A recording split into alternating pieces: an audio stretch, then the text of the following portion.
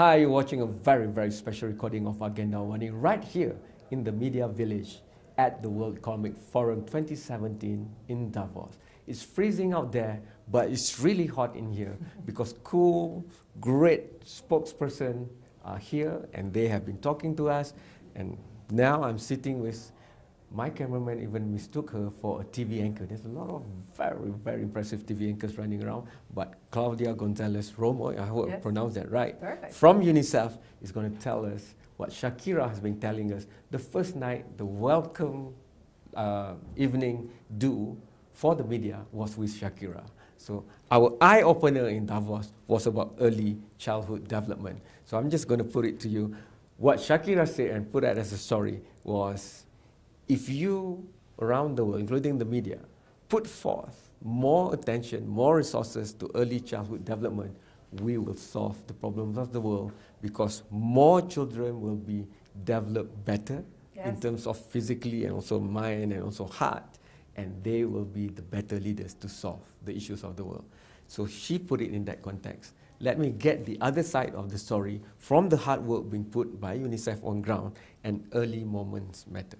Correct. And thank you so much. I want to start by thanking you for the opportunity to talk to your audience. Shakira, our Goodwill Ambassador, the Goodwill Ambassador of UNICEF, and actually our Executive Director, came with a very strong message to talk to decision makers. In a world that has been criticized by the effects of globalization and whether we're making progress in the world as a whole, there is a message that is important to be said, which is, let's not forget to put children at the center. They are the future of our planet, and we actually have to invest on them. And one of the best ways to do it, which is what Shakira was talking about, is early childhood development. So babies in the first years of life have an incredible, they are like sponges, and they have an incredible capacity to develop brain cells, 1,000 brain cells actually per second, and they absorb and create connections through basically three main things. Protection, if they feel that there is no violence, if they don't develop toxic stress, and cortisol, which is something that is produced when a baby is in stress. The second area is nutrition. And nutrition is basically a huge concern in the world, a large, and I think that not only UNICEF, the World Bank and decision makers are realizing that stunting is one of the main problems actually for other areas of investment. If a kid is stunted, he can't learn. If a kid is stunted, he can't perform. And the third one is stimulation, what we call in our campaign, eat, play, and love. And those are the three key messages that Shakira and UNICEF came to say, decision makers of the world, please invest in the early years of life. It's not enough actually to invest in education. If you want to actually really maximize the benefits of education, you have to invest on those years.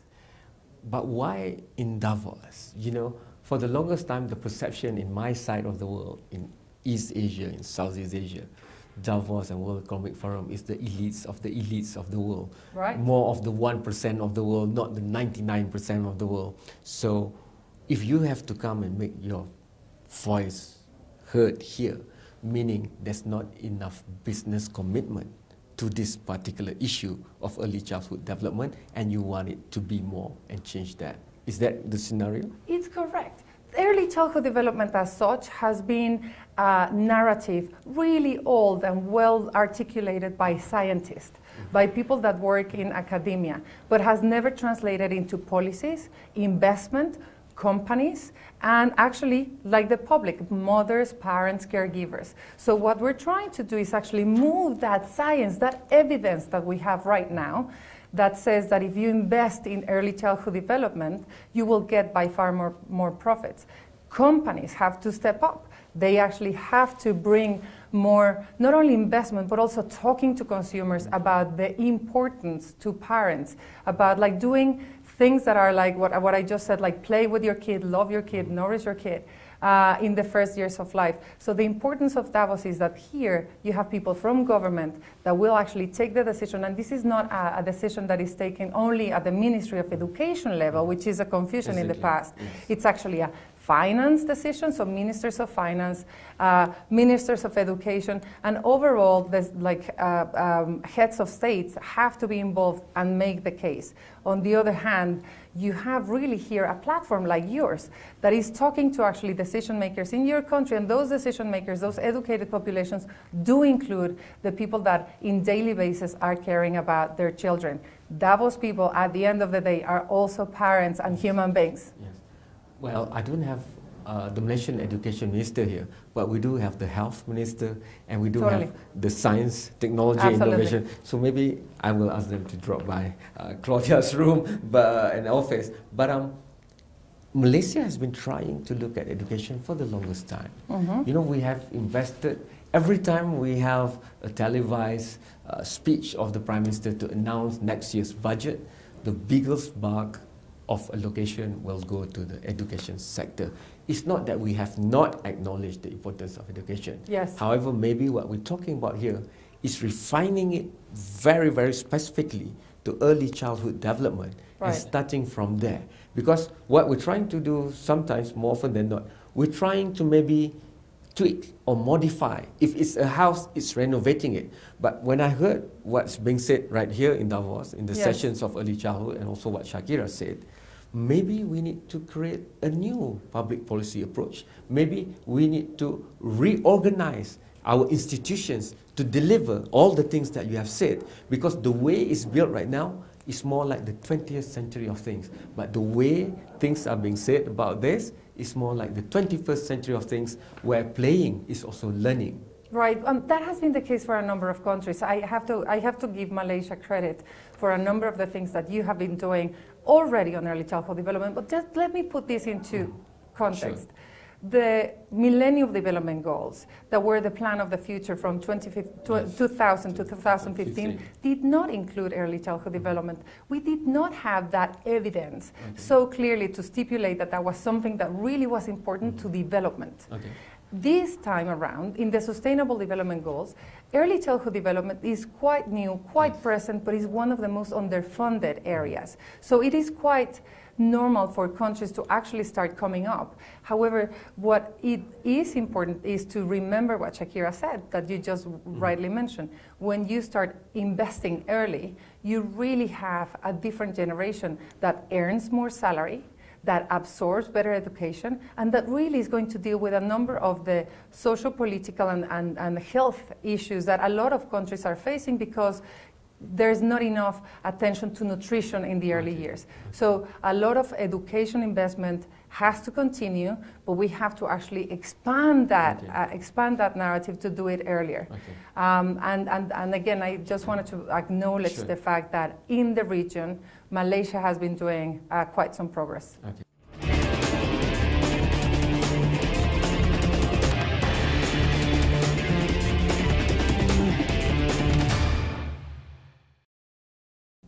You are still watching a very special recorded session of Agenda AWANI right here. We are accredited this year. Hooray for Astro AWANI, and hooray to you, because you now have more access to great speakers. And right now in front of me is Claudia, and she's from UNICEF, and she just wants all our kids to be happy, to have the right stimulation, the right development.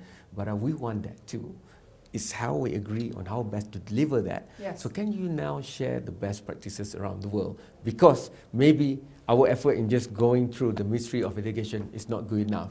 Maybe we need to look at the bigger picture, and maybe teachers and parents need to say, stop playing games, play games, but learn from it. Absolutely. And there's no learning without playing. And the world has, for a number of years, been mystified with success, and actually being a good parent is having children just have good notes in school. And that's absolutely not the only indicator. Actually, on the contrary, children should have a lot of time to play and a lot of time to actually just have unstructured time to develop their creativity, because you see, 60% of the jobs of the future do not exist now. So we have to actually create the minds, the brains that will be able to adapt and have that critical thinking and that creativity to innovate in the future world. And if we continue educating and just like being 20th century as opposed to moving to 21st century, we're not going to equip the future generations to be able to cope with that.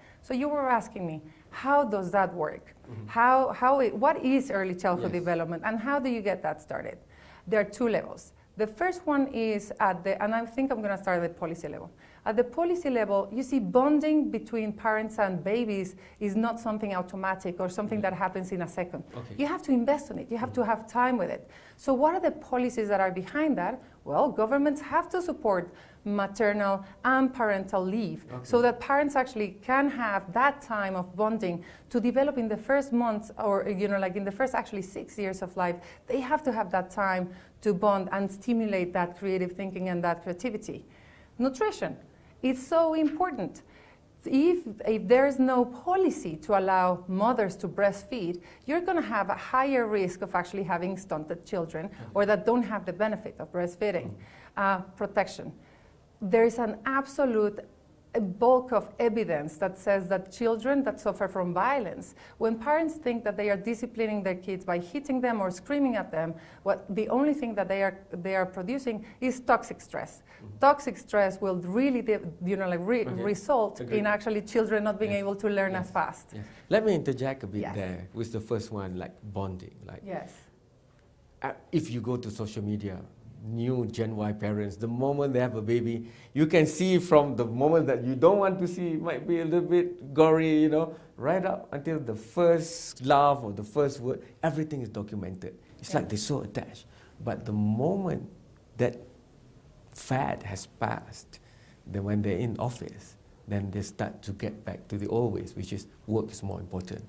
So would a simple example be having a daycare in the workplace? It's absolutely. Look, there is no confusion about or illusion to say parents shouldn't work in different countries. Different countries have different maternal policies, but maternal leave policies. But it's no illusion, at least in my country, for example, that it would be possible. So you do have to rely on care. But what we need to do is, at the governmental and at the private sector level, is to invest on quality care. Because having someone taking care of your baby is really important. Is your baby, is actually the most important thing that you have. So you have to really make sure that quality of care and access to quality of care is affordable, and it is actually of that level that would allow for that continuation of early childhood development. It also means setting up community centers in which parents are taught how to stimulate a baby, how to take care of your baby. And it also means providing an environment in which parents do feel supported to continue doing the most important job that doesn't have a degree, which is how to actually educate children. Maybe exactly because it doesn't have a degree that it's not getting enough attention.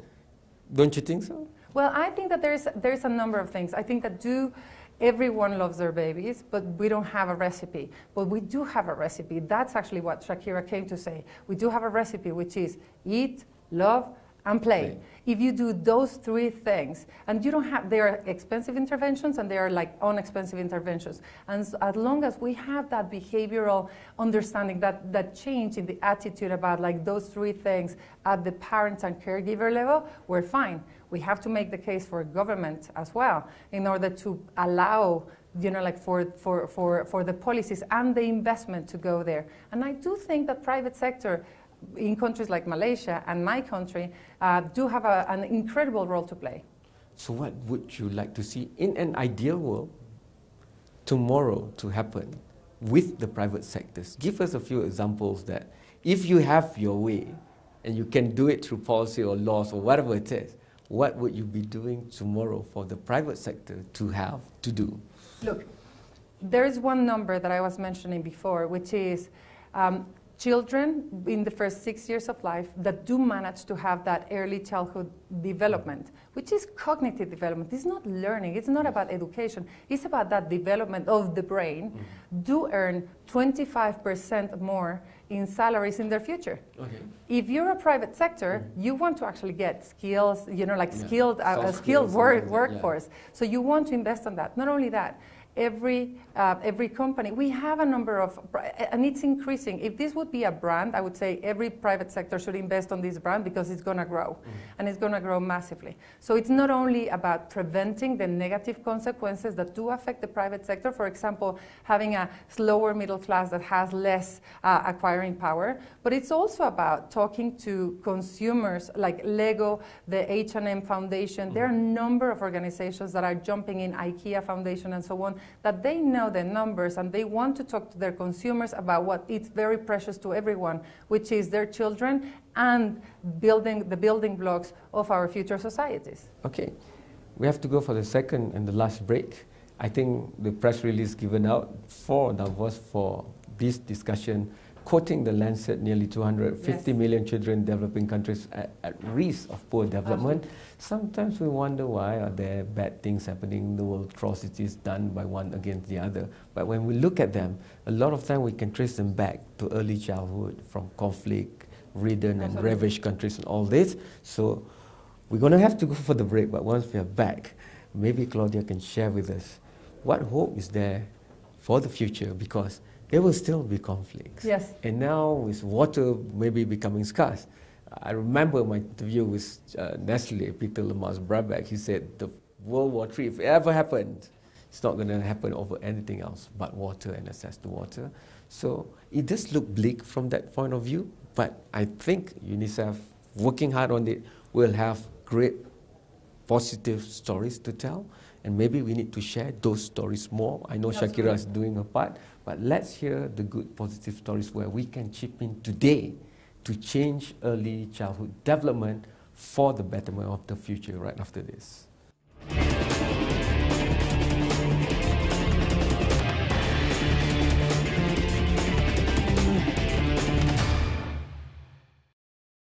Early childhood development matters because it will solve many of the other problems that we have later on in life. And we've talked about the business side, we've talked about public policy. Yes. But I want to go down to the straight heart of the matter. This is about every single life on the planet that we want to do justice to. This is way even beyond human rights from my point of view, because every baby should get all the things that we've spoken about. But maybe this world is not perfect right now. All the SDG goals are very important, and they're struggling on their own to get the recognition that they should and should achieve their objectives. But for this one, can you share with us stories that you will want to share? Yes, and it's a bit on the personal side, but also we have a lot of, you see, we want to strive, all of us want a better life, and all of us want a peaceful world. But the problem is that once you get into the cycle of violence, and when you start early, it becomes multi-generational. Okay. So I've been working in the humanitarian world, not only with UNICEF, but with a number of other organizations, with refugees and public health. And one example that really broke my heart was going into like refugees from Syria, where they were. There was a group of 2 or 3 kids, basically, just hidden with one professor. He was not even a professor, but they were hiding under the ruins of a building that just collapsed. But they wanted to learn. But they were literally scared of the bombing, and they've been, they've been exposed to this violence for so long that probably their capacity to learn was diminished, not only because they had an empty stomach, but also because they had this chemical reaction. Yeah. And so once you actually move them to another country, it takes so long. Mm-hmm. For this particular kid, and this particular girl, probably she was 8 at the time. It was the age of my daughter, so I identified with her eyes, and she said, I'm never going to learn this, right? She was really trying, but she was like, I'm never going to manage, right? I'm never going to make it. Because what happens is that the brain, as much as it's a sponge for the good things, it's also for the bad things. Yeah. And when you're looking at a world that is full of violence, and it's full of, conflict and people on the move, we have to actually make sure that we defend children being children, allow children to be children. So independently of refugee policies and asylum seeker policies, we just need to ensure that children are protected, because otherwise the consequences can be multi-generational. And that's something that struck me as we really have to make sure that whatever happens and all the governments and all the work, we have to protect children, being children, to avoid also the consequences in the future. But the sad fact is, every time there's problem and conflicts, the first to suffer will be children. But also Malaysia, I do want to just like touch base on two things, and I am not an expert, and I really, as I said, I wish I would, and I wish I would visit your country soon, but overall I think that what Malaysia is doing is not to be actually just like deserted too easily. You are taking leadership in some areas, you are taking a number of policies and and discussing how to ensure protection and education for young children between the ages of 0 and 8. You also have been hosting a number of the regional discussions that have been instrumental to make sure that this topic is not only understood but implemented. So I do think that there is there is movement, there is progress. I do think that overall it's important to recognize this is an area that requires early, urgent attention. But I wouldn't be pessimistic. This is a good progress area for you. Yeah, we'll put it at that. And before we end, the more I discuss any of the SDGs, yes, the more I get to see that everything is interrelated. Yes. And Matt Damon made that point, that story I told earlier. Then she said, no, she's not going to school because she's already number one. She's not studying because she's already number one. Yeah. Then Matt Damon said, so what do you want to do? I want to play. Yes. So that fits into what you said also. And Matt Damon and Shakira now combined into a bigger picture. But I want to talk about inequality as the last point. Yes. Because through this initiative called the Global Scientific International Advisory Council of Malaysia, yes, where our scientific community talks to the best scientific community in UK and in US, New York Academy of Science, in 3 interviews I had with them, they made the point. Yes, they had full comprehensive research for years on childhood early development and exposure and stimulation. Yeah. And he gave me this point about if a kid from 1-year-old to 3-year-old, yes, let's say kid A is only exposed to 500,000 words, yes, when kid B, because of his ecosystem upbringing and family, is exposed to 5 million words, there's a difference of performance later on, yes, in life. But that ties very much to resources, ecosystem, and context. So children of developed nations will always have more advantage if we take that point. So how would we address this? So I want to answer this question twofold, like big and small. On the small side, let me tell you, yes, but the 30,000 word gap, which is what we use, is when you talk in a baby, when in his or her environment, there is discussion, there's conversation, and the baby is talked to. The difference between that baby and another one that is only exposed to television or silence in a household is 30,000 words in the first year. So that means that you don't really need to be talking at the policy level. It's just about a mother talking or singing or actually having a conversation around the baby. So that's a really, small comment to say everything in early childhood development can start small. However, I do want to make a point about what you said about the Sustainable Development Goals. Look, I was working on the Sustainable Development Goals with the Secretary General, trying actually to communicate this, because the Sustainable Development Goals are the plan that has been signed by every nation of the world with the support of private sector and with the support of civil society, because that's the only plan we have to fix and improve the future of the world and the people and its planet. And we have no plan B, but we don't have a planet B either. So we have to make it happen. And part of the Sustainable Development Goals, what was I was going to say something about that. The interrelation. The interrelation, thank you, and the inequality. Part of the beauty of the Sustainable Development Goals is that it's really a comprehensive plan. And we do know that the planet and the world needs to be fixed. And these 17 goals, although it sounds like an odd number, they are all interconnected, they are all interrelated. You touch one, there's another one. You invest in education, climate change gets affected. But I think that the most important part to say is that we are the first generation that literally can eradicate extreme poverty. We're the last generation that can combat the impact of climate change, and that we have to do it by reducing inequalities. So if we don't go in investing on the last first and putting the last first, the Sustainable Development Plan is not going to be able to be implemented, but we can do it. That's the best summary of our discussion. Thank you so much, Claudia Gonzalez Romo, for making time. You transverse from the Latin like right up to Europe, right up to New York for the United Nations. But we do wish you would spend more time in Asia and Southeast Asia and Malaysia too. We will always be open to receive you. We will continue this early childhood development discussion, hopefully in Kuala Lumpur, Malaysia. Thank you so much. Oh, a pleasure. That was Claudia Gonzalez Romo, who travels the world to talk about early childhood development with UNICEF. And we are thankful to UNICEF for allowing this discussion to happen right here, exclusively at the Media Village at World Comic Forum Davos 2017. This has been me, Kamral Bahri, reporting for Agenda AWANI, together with producer AK Shafizan Johari and cameraman Rizal. We'll see you in another episode of Agenda AWANI very, very soon. Good night and goodbye.